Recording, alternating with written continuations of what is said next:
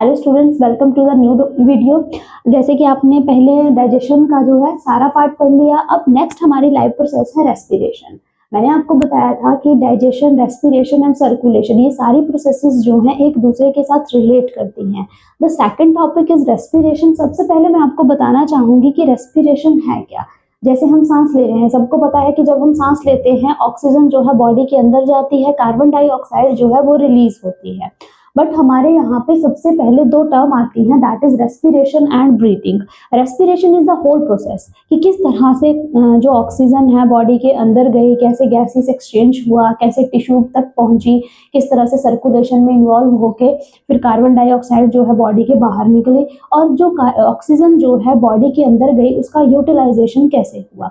But breathing means simple inhalation and exhalation. Means breathing का मतलब है कि सिंपली ऑक्सीजन जो है उसका बॉडी में जाना और कार्बन डाइऑक्साइड जो है उसका बॉडी से बाहर निकलना। Breathing is a normal term.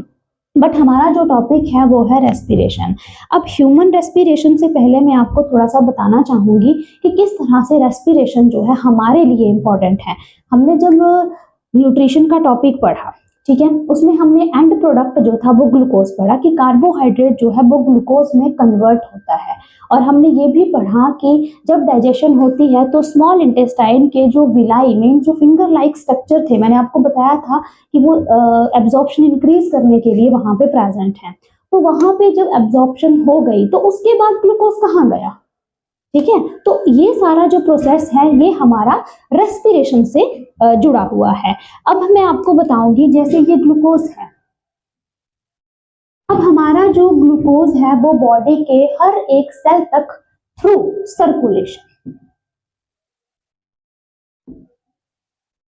मतलब कि हमारे ब्लड के थ्रू, ये अगला टॉपिक भी है हमारा। और थोड़ा सा यहाँ पे भी बताना चाहूंगी कि थ्रू सर्कुलेशन जो ग्लूकोज है बॉडी के हर एक सेल तक पहुंचेगा। अब मान लीजिए आप, ये हमारा सेल है, आपको पता है सेल का स्ट्रक्चर 9th में हम पढ़ चुके हैं।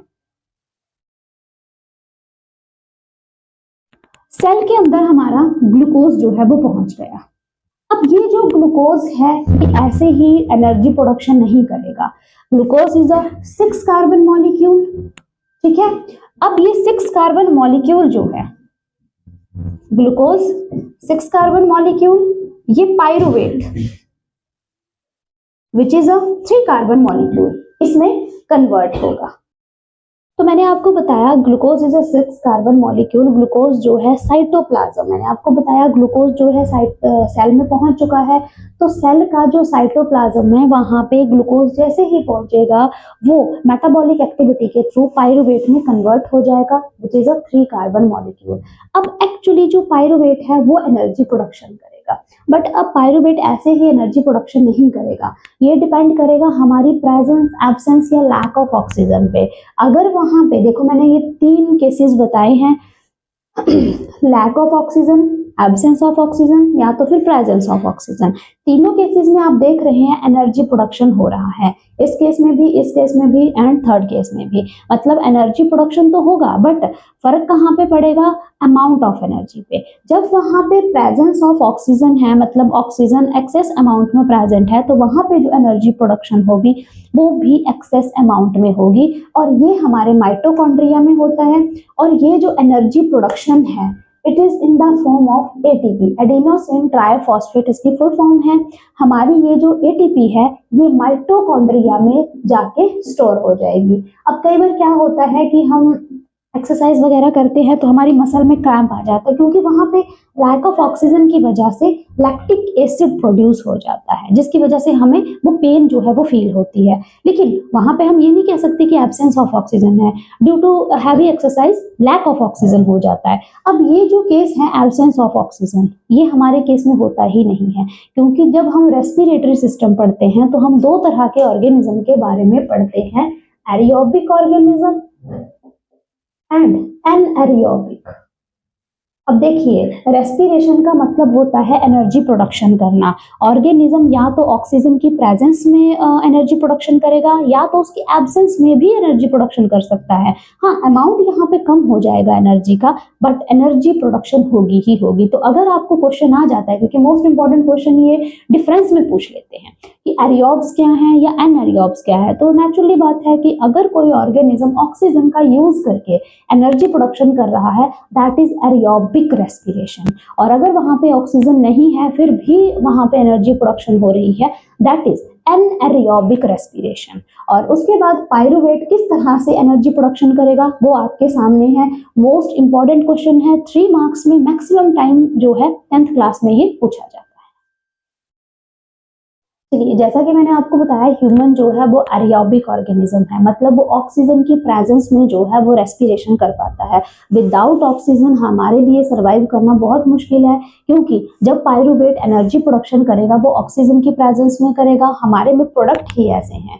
तो सबसे पहले आप देखेंगे कि ये मैंने रेस्पिरेटरी पाथवे बताया है कि कैसे। मैंने आपको बताया कि ब्रीदिंग जो है नॉर्मल जो इनहेलेशन और एक्सहेलेशन है, लेकिन एक बार अगर ऑक्सीजन बॉडी में चली गई तो वो किस तरह से लंग्स तक पहुंचेगी। तो इस फ्लो डायग्राम के थ्रू आप देख सकते हैं। देखिए, यहाँ पे हमने इनहेलेशन या एक्सहेलेशन किया, कार्बन डाइऑक्साइड बॉडी से बाहर निकल गई, ऑक्सीजन जो है वो बॉडी में एंटर कर गई थ्रू नॉस्ट्रिल्स। नॉस्ट्रिल जो नाक के ये होल्स हैं, 2 नॉस्ट्रिल हैं हमारे पास, इसके थ्रू जो है आगे आप देखते हैं खाली स्पेस है, इन्हें नेजल चैम्बर्स कहते हैं। और नेजल चैम्बर में हमारे पास 2 चीजें हैं, म्यूकस एंड नेजल हेयर। अब इनका फंक्शन क्या है? देखिए, नेजल हेयर जब हम इनहेल करते हैं ऑक्सीजन को, तो ऐसा तो नहीं है कि हम सिर्फ ऑक्सीजन को छांट के ही ऑक्सीजन बॉडी में लेके जा रहे हैं। एयर जो है, एक्चुअली वर्ड जो है वो एयर है, कि एयर जो है हमारी बॉडी में जाती है थ्रू इनहेलेशन।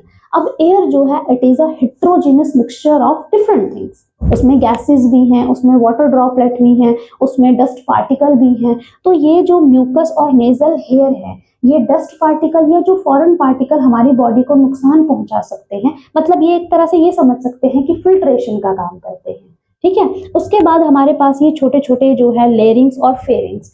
जो फेरिंग्स हैं ये हमारे पास एक ओपनिंग लाइक स्ट्रक्चर है, जैसे ये 2 ओपनिंग है, कुछ इस तरह से स्ट्रक्चर है ये।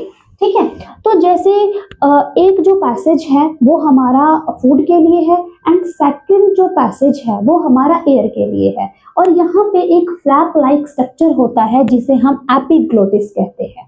अब ये ओपनिंग और क्लोजिंग करता है, जैसे ही हम सांस लेते हैं तो मतलब क्या होता है कि एपिग्लोटिस ओपन हो जाएगा या क्लोज हो जाएगा, ये इसका काम है। अब होता क्या है, जैसे हम खाना खा रहे हैं, तो ऐसा तो नहीं है कि हमारा रेस्पिरेटरी प्रोसेस जो है वो रुक गया है, रेस्पिरेशन भी हो रही है, खाना भी खा रहे हैं। तो with in fraction of second के लिए हमारी रेस्पिरेशन जो है वो स्टॉप हो जाती है, बट वो इतना कम टाइम है हमें पता भी नहीं चलता। तो फेरिंग्स जो है वो इसलिए है। उसके बाद आ जाता है ट्रैकिया। आप डायग्राम में भी देख सकते हैं, ये है ट्रैकिया। और ट्रैकिया में ये जो लाइंस हैं ये मैंने बनाई हैं ट्रैकियल रिंग्स। अब ये जो ट्रैकियल रिंग्स हैं इनका क्या फंक्शन है? जैसे हमने जब डाइजेशन किया तो मैंने आपको बताया ऑइसोफेगस का फंक्शन होता है जस्ट माउथ से खाना जो है वो स्टमक तक लेके जाना। उसी तरह से ट्रैकिया जो है वो भी एयर को यहाँ से वहां तक पहुंचाने का ही काम कर रहा है, बट एयर जो है वो कोलैप्स ना हो। ठीक है, इसलिए वहां पे ट्रैकियल रिंग्स होती हैं। उसके बाद आ जाते हैं, मैंने आपको ये जो पोर्शन 3 पोर्शन लिखे हैं इन्हें डॉटेड लाइन में करके नीचे लंग्स का है, क्योंकि ये तीनों जो स्ट्रक्चर हैं वो लंग्स के अंदर होते हैं। हमारे लंग्स जो हैं वो पेयर में होंगे। हमारा लेफ्ट लंग जो है वो हल्का सा टिल्ट होता है टू स्पेस द हार्ट, कि हार्ट को स्पेस देने के लिए वो हल्का सा टिल्ट होता है एज कंपेयर राइट लंग। तो जब ट्रैकिया 2 पार्ट में डिवाइड हो गया, इसे ब्रोंकाई कहेंगे। ठीक है, ब्रोंकाई, देन ब्रोंकाई जो है फिर आगे फर्दर जैसे ट्री की ब्रांचेस होती हैं उस तरह से डिवाइड हो रहा है। तो छोटी छोटी आगे ब्रांचेस होते होते लास्ट में हमारे पास जो है वो एल्वियोलाई जो है वो आता है। ठीक है, it is a balloon like